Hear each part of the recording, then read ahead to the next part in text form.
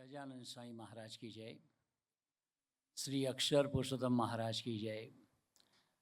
गुरु हरि शास्त्री जी महाराज की जय। गुरु हरि योगी जी महाराज की जय। गुरु हरि परम पूज्य हरिप्रसाद स्वामी महाराज की जय जय जय। प्रत्यक्ष गुरु हरि परम पूज्य प्रबोध साईं महाराज की जय जय जय। हरि प्रबोधम परिवार की जय जय जय। और आत्मीय यूथ फोरम के भक्ति उत्सव की भी जय जय जय।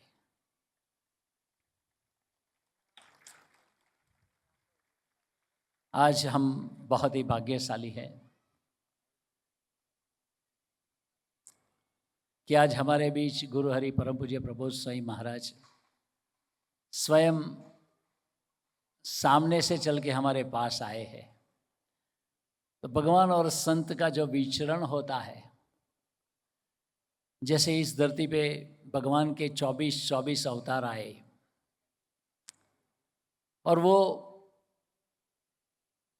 भगवान के जो अवतार है अपने एबॉर्ड से आए हैं, भगवान अपने धाम से आए हैं। तो बहुत ही दूर धाम है भगवान का, फिर भी वो मनुष्य बन के हम जैसे मनुष्य के साथ हमारे साथ प्रीति करके हमारे साथ रहकर हमारे पर करुणा बरसा के हमको सुखी करते हैं। तो एक बार भगवान स्वामीनारायण को पूछा गया कि महाराज आप कहाँ के रहने वाले हैं, कौन है और आपका धाम कहाँ पर है और कितना दूर है।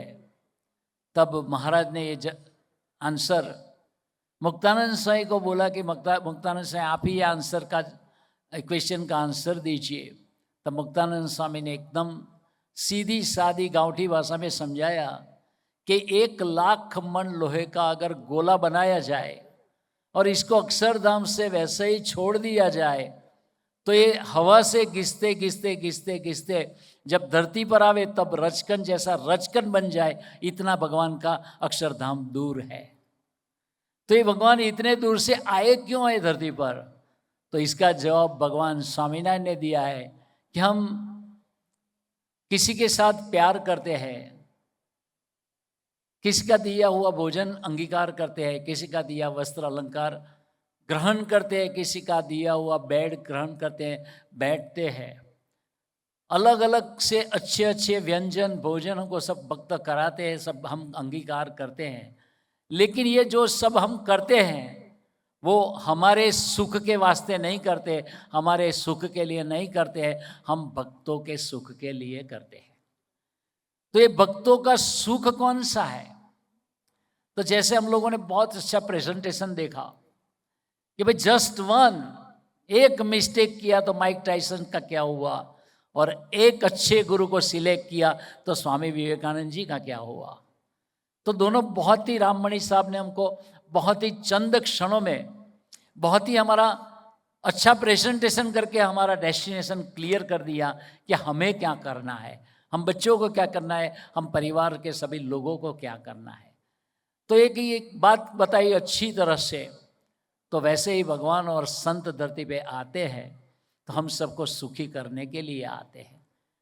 तो स्वामीनारायण भगवान के समय की बात कर रहा हूँ कि भगवान स्वामीनारायण के समय ऐसे 2 युवक थे। वो दोनों ने संकल्प कर दिया, जैसे बताया ना, एंग्जाइटी, लोनलीनेस, डिप्रेशन, स्ट्रेस। तो इस दुनिया का कॉमन डिसीज है अभी। ये प्यून से लेके प्राइम मिनिस्टर तक, लेमैन से लेके महासत्ता तक, जितने लोग भी इसमें आते हैं ना, वो सभी 850 करोड़ लोग, ये 5 शब्द से परे नहीं है। ये पांचों चीज सबके जीवन में आती है। स्ट्रेस भी आता है, नेगेटिव भी आती है, एंग्जाइटी भी आती है, कभी कभी लोनलीनेस, कभी कभी होपलेसनेस, कभी कभी डिप्रेशन। तो ये सब जो होता है इसका कारण है ओवर थिंकिंग भी। तो ये सब चीज हमारे जीवन में अगर नहीं आवे तो हमको क्या करना चाहिए? इसके लिए वो 2 बच्चों ने नक्की कर लिया कि हमको सुसाइड करना है।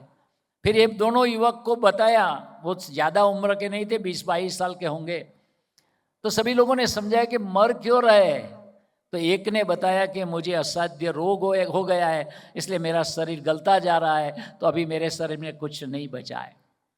तो कोई दवा, मेडिसिन, कोई वनस्पति लागू नहीं होती है, इसीलिए मैं वैसे भी तो मरना है, लेकिन रिबा रिबा से के मरूं, इससे अच्छे अपने आप को आत्मसमर्पण करके सुसाइड कर लो। दूसरे को पूछा कि तुमको क्यों सुसाइड करना है? तब दूसरे ने बताया कि मुझे मेहनत करना है, काम करना था, लेकिन बहुत काम ढूंढा तो आज तक मुझे काम नहीं मिला। वो टाइम ऐसा था कि इंडस्ट्रियलाइजेशन वगैरह कुछ नहीं था, 240 साल पहले की बात है। तो कि मैं काम ढूंढ रहा हूँ लेकिन काम मुझे नहीं मिला, तो मैं भूखे वैसे ही मर रहा हूँ, खाना मुझे मिलता नहीं है, इसीलिए मेरा शरीर वो कम होता रह रहा है और मेरे शरीर में हड्डी बची है, तो इसीलिए वैसे भी तो मैं मरने वाला हूँ, इससे अच्छा तो मैं सुसाइड कर लूँ। तब बहुत लोगों ने समझाया, फिर नहीं समझे। तब वो गांव में गए थे, एक गांव में, तो एक गांव वाले लोगों ने बताया कि देखो देखो देखो, एक दिन के लिए रुक जाओ, सुसाइड करना है तो 2-4 दिन के बाद करिए। तो कि क्यों? तो क्या हमारे भगवान स्वामीनारायण यहाँ आने वाले हैं, भगवान का विचरण है इसी गांव में। अच्छा, तो इनका आशीर्वाद ले लीजिए, इसके बाद भी अगर आपको प्रॉब्लम नहीं सॉल्व हो तो आप सुसाइड कर लेना। इसलिए वो वेट के लिए तैयार हो गए। तब भगवान स्वामीनारायण दूसरे दिन आए, तो भगवान के पास दोनों को प्रेजेंट किया, तो दोनों ने भगवान स्वामीनारायण के गोद में सर रख के दोनों ही एकदम रोने लगे। अश्रुधारा इनकी आंखों में से बह रही थी, दोनों के आंसू आंखों में से। भगवान स्वामी ने इसको प्यार दिया, हाथ फिराया, पानी पिलाया। बेटा क्यों रो रहे? तो भगवान स्वामीनारायण को बताया, महाराज अच्छा हुआ कि आप आ गए सुसाइड के लिए, सुसाइड से पहले तो हमारा कल्याण हो जाएगा, हम तो सुसाइड करने वाले हैं। भाई फिर उस भगवान स्वामीनारायण ने पूछा है क्या प्रॉब्लम? तो एक ने अपना रोग का प्रॉब्लम बताया, दूसरे ने अपना खाने पीने की व्यवस्था का इकोनॉमिक प्रॉब्लम बताया। स्वामीनारायण भगवान ने पूछा कि आपको सुखी होना है? तो दोनों बच्चों ने बुलाया, हाँ स्वामी महाराज सुखी तो होना है। सुखी अगर होना है ना तो हम कहेंगे वो करेंगे। तो क्या हाँ महाराज करेंगे। तो फिर महाराज ने बताया कि 2 चीज करना है आपको। एक, हम बोलेंगे तो एक गांव में छोटा सा मंदिर है हमारा, वहां जाके आप भजन करोगे? बोला हाँ महाराज करेंगे। महाराज ने पूछा कितना भजन करोगे? तो दोनों बच्चों ने बताया कि महाराज वैसे तो मरने वाले हैं, तो मरते दम तक भजन करेंगे, जितना घंटा बोलोगे वे हम करेंगे, जब तक हमारे शरीर में शक्ति रहेगी। फिर भगवान स्वामीनारायण ने दूसरी आज्ञा कह दी कि भाई ये इस गांव में यहाँ से संत लोग हमारे आते जाते रहे, मुक्तानंद स्वामी जी वगैरह परमहंस लोग, तो इनका समागम करोगे जब आएंगे तब? तो हाँ महाराज करेगा, हम लोग करेंगे। दोनों ने कमिटमेंट दे दिया भगवान स्वामीनारायण को। फिर भगवान स्वामीनारायण ने बोला जाओ, 3 महीने के अंदर तेरे को ऐसी वनस्पति मिल जाएगी जो दवाई के रूप में काम लगेगी और लागू हो जाएगी और तुम्हारा शरीर ठीक हो जाएगा। तो उस टाइम का जो डिसीज था वो टीबी था, उस टाइम पे क्योर नहीं हो रहा था। तो भगवान स्वामीनारायण ने आशीर्वाद दिया तो कोई वनस्पति मिल गया, तो 3 महीने के अंदर इनका शरीर स्वस्थ हो गया। दूसरे को काम मिल गया तो उनका भी काम चल गया, दोनों ही सुसाइड से बचे। तो भगवान और संत हजारों मील दूर से अपने भगवान का आपका बोर्ड छोड़ के यहाँ आते हैं, तो हम सबको सुखी करने के लिए आते हैं। तो ये जो सभा होती है, जैसे हम लोगों ने स्वामी विवेकानंद जी ने और रामकृष्ण परमहंस को चुन लिया, बस ते मॉन्क ऑफ द इंडिया बन गए। तो इस छोटी सी उम्र में भारतीय संस्कृति का संदेश पूरी दुनिया को दे दिया 125 साल पहले। तो बात हमको ये करनी है, हमको भी सुखी होना है। तो सिंपल टेक्निक क्या होती है? तो एक राजा था, छोटी सी बात ही करके बात छोड़ देगा।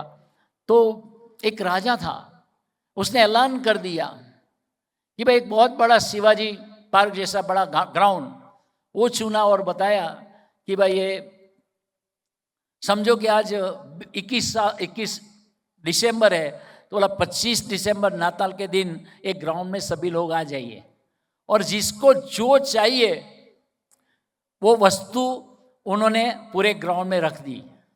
इसमें फर्नीचर भी रख दिया, कार्स भी रख दिया, फर्नीचर रखा, कार रखा, फ्लैट्स का वो मॉन्यूमेंट जैसा रखा, पैसा रखा, जवेरात रखा, सब कुछ रख दिया और सबको ऐलान करके बता दिया कि जिस आदमी को जो चाहिए वो चीज़ पे हाथ रख दीजिए, आपको वो चीज़ मिल जाएगा। राजा, उनका जन्मदिन होगा, खुश हो गया था।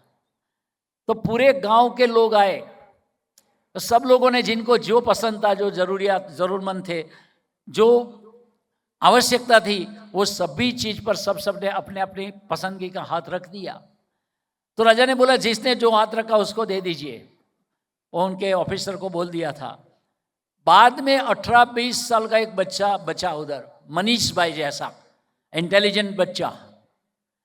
तो बच्चे को पूछा, वो तो कोने में खड़ा था। तो राजा ने बताया कि भाई सब हो गए। तो उनके ऑफिसर ने बोला हाँ महाराज सब हो गए। तो कि नहीं, वो बच्चे को पूछा, वो नहीं आया। वो बच्चे को नजदीक बुलाया, बेटा तेरे को कुछ नहीं चाहिए, तेरे को क्या चाहिए बोल दे, तू भी हाथ रख ले।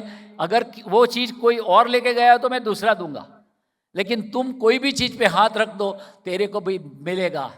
तब वो बच्चे ने, जैसे मनीष भाई था ना, बहुत स्मार्ट है, उन्होंने पूछा कि महाराजा साहब आप प्रॉमिस करते हैं कि मैं जिसके पर हाथ रख दूंगा तो वो दे देंगे। राजा ने बोला सबको दिया तो तेरे को क्या मैं नहीं दूंगा, मेरा जेंटलमैन प्रॉमिस है। वो लड़के ने नजदीक आके राजा के सर पे ही हाथ रख दिया। फिर राजा ने बताया यार तो और कुछ मांग, मेरे सर पे क्यों हाथ रखा है। तब वो लड़के ने बताया मुझे राजा सिर्फ और सिर्फ मुझे आप चाहिए।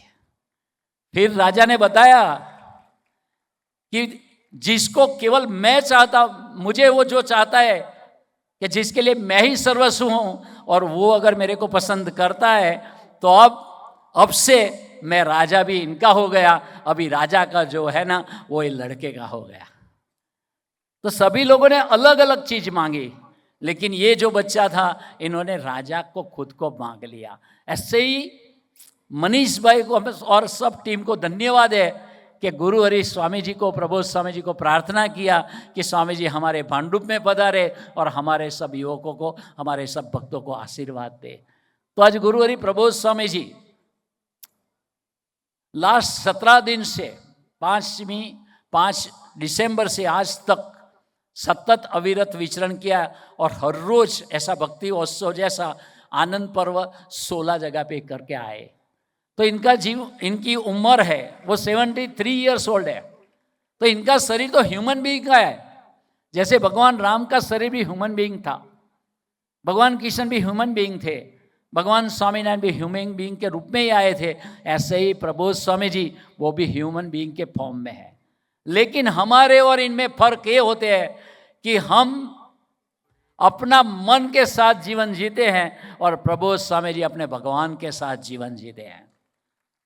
हम अपना मन में सोच अलग अलग करते हैं, इस दुनिया की सोच सब करते रहते हैं। जैसे अब अभी प्रेजेंटेशन में बताया, प्रबोध स्वामी जी केवल भगवान और गुरु हरि की सोच में निरंतर रहते हैं। तो ऐसे संत हमको मिले हैं, तो हमको आशीर्वाद देने के लिए भांडुप की धरती पे आए हैं।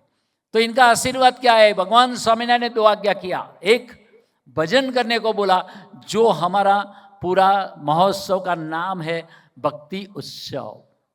भक्ति यानी भगवान का अनन्य आश्रय, भक्ति यानी प्रपत्ति योग, भक्ति यानी भगवान में संपूर्ण रूप से लय होना। तो ये दुनिया का सबसे, जब जितने भी प्रॉब्लम्स हैं इनके 2 सॉल्यूशन है, एक है भक्ति और दूसरा भगवान स्वामीनारायण ने बताया कि सत्संग, ऐसे संत लोगों का समागम करने का। तो ये संत का समागम, तो कितने संत लोग यहाँ आएंगे, कितनी बार आएंगे, हम लोग कहाँ संत के पास जाएंगे। इसीलिए हमारे गुरु योगी जी महाराज ने 1957 में बताया कि साप्ताहिक सभा भरना। तो ये हम लोग आत्मीय यूथ फोरम में रेगुलरली, जहाँ जो अपना 15 सेंटर चल रहे हैं, सभी सेंटर में एक हम जहाँ भी रहते हैं वहाँ हम सब जुड़े और सभा में जाते हैं। तो ये सभा में भी हमको आशीर्वाद मिलता है आज्ञा का पालन करने से। स्वामीनारायण भगवान ने बताया कि जहाँ जहाँ आप लोग जितनी भी आज्ञा का पालन करोगे ना, तो आज्ञा के साथ साथ भगवान की मूर्ति भी आपके साथ आएगी। तो उनको ने आज्ञा किया। तो अभी प्रबोध स्वामी महाराज ने सांता क्रूज में भी आशीर्वाद दिया, वो आशीर्वाद हरिप्रसाद स्वामी जी ने भी दिया था, फिर साउथ बॉम्बे में दिया, फिर कल बदलापुर में दिया। सभी जगह प्रबोध स्वामी जी ने आशीर्वाद दिया कि जो जो लोग आत्मीय यूथ फोरम में रेगुलरली आएंगे, इनकी तन की यानी के शरीर की जिम्मेदारी, धन की जिम्मेदारी मन की जिम्मेवारी और आत्मा की जिम्मेदारी भगवान स्वामीनारायण लेंगे। तो ये 4 तो प्रश्न है हमारे जीवन के, चारों प्रश्न के सॉल्यूशन एक ही आज्ञा में आ जाता है। लेकिन उन्होंने दूसरी आज्ञा भी की है कि भगवान की स्मृति सहित भगवान का नाम स्मरण करना। अभी अभी अमेरिकन गवर्नमेंट ने सब रूल्स रेगुलेशन बदले हैं H1 लोगों के लिए। तो खाली हैदराबाद की US कॉन्सुलेट पे 11,000 पिटिशंस पेंडिंग है अभी। तो ये लोग का अगर स्टैंपिंग नहीं हुआ तो वापस USA नहीं जा सकते। इसमें कितने लोग इंडिया में आए हैं और अटक गए कि कोई शादी करने के लिए आए, कोई ऐसे भी आए हैं। प्रबोध स्वामी जी से प्रार्थना किया कि प्रबोध स्वामी जी, हम 2 साल से 5 साल से US में गए, मास्टर डिग्री किया, खर्चा ज़्यादा किया, H1 भी हो गया, लेकिन अभी स्टैंपिंग के लिए आया और रूल्स बदल गया और स्टैंपिंग का डेट एकदम पोस्टपोन सब हो गया, 4 महीना 6 महीना, तो हमारा स्टेटस गड़बड़ में हो जाएगा। तो भगवान और संत होते हैं। तो प्रबोध स्वामी जी ने बोला चिंता मत करना, आप बहुत ही दिल से भजन करना। आपको जो सुख चाहिए, जो शांति चाहिए, जो पैसे चाहिए, जो स्टेटस चाहिए, सब भगवान का भजन करने से सबको मिल जाएगा, चिंता मत करना। तो ये जो आशीर्वाद है, ये स्वामी जी का आज्ञा का पालन करने से हमको आशीर्वाद मिलते हैं। तो ज़्यादा बात नहीं करते हुए एक ही बात करनी है कि मनीष भाई और सब टीम को बहुत बहुत ही धन्यवाद है। मैं मनीष भाई को लास्ट 40 साल से ज़्यादा सालों से मनीष भाई के साथ हम लोगों ने सेवा की है, हम लोग साथ में बड़े हुए हैं। तो मनीष भाई का जीवन में एक दिन ऐसा नहीं गया जो उन्होंने सत्संग और भक्ति के लिए सेक्रीफाइस नहीं किया। इनके जीवन में एक दिन ऐसा नहीं जिया, एक दिन ऐसे पसार नहीं हुआ जो सत्संग और भक्ति के लिए उन्होंने टाइम कंट्रीब्यूट नहीं किया है। तो ये मनीष भाई, तो इनके जीवन में कोई स्वार्थ नहीं है। इनके जीवन में केवल भगवान को राजी करना है, हरिप्रसाद स्वामी को राजी करना है और आज प्रबोध स्वामी महाराज को राजी करना है।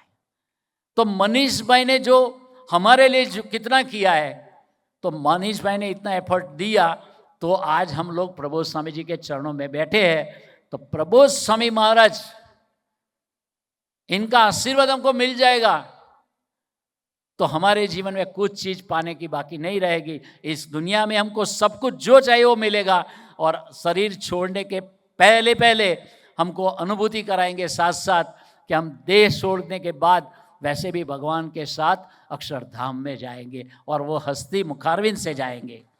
तो ऐसा आशीर्वाद हमको मिलने वाला है।